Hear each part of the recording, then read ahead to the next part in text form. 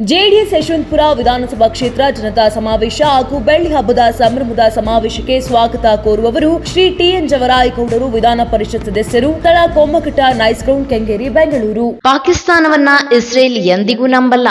America ಕೂಡ ಇದೇ ದೃಷ್ಟಿಕೋನ ಹೊಂದಿದೆ. ಭಾರತದಲ್ಲಿನ ಇಸ್ರೇಲ್ ರಾಯಭಾರಿ ಸ್ಫೋಟಕ ಹೇಳಿಕೆ. ಇಸ್ಲಾಮಾಬಾದ್ನಲ್ಲಿ ಅಮೆರಿಕ ಇರಾನ್ ಶಾಂತಿ ಮಾತುಕತೆಗೂ ಮುನ್ನ ಭಾರತದಲ್ಲಿ ಇಸ್ರೇಲ್ ರಾಯಭಾರಿ ರುವೆನ್ ಅಜರ್ ಪಾಕಿಸ್ತಾನದ ಬಗ್ಗೆ ತೀವ್ರ ಸಂದೇಹ ವ್ಯಕ್ತಪಡಿಸಿದ್ದಾರೆ. ಇಸ್ರೇಲ್ ಆ ದೇಶವನ್ನ ನಂಬುವುದಿಲ್ಲ ಮತ್ತು ಅಮೆರಿಕ ಕೂಡ ಇದೇ ದೃಷ್ಟಿಕೋನವನ್ನ ಹೊಂದಿದೆ.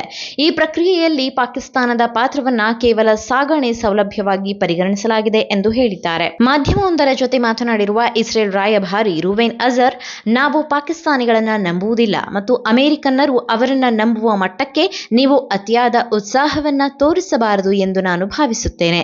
ಇದು ಸಹಾಯಕ ಪಾತ್ರ ಅಷ್ಟೇ, ಅದಕ್ಕಿಂತ ಹೆಚ್ಚೇನೂ ಇಲ್ಲ.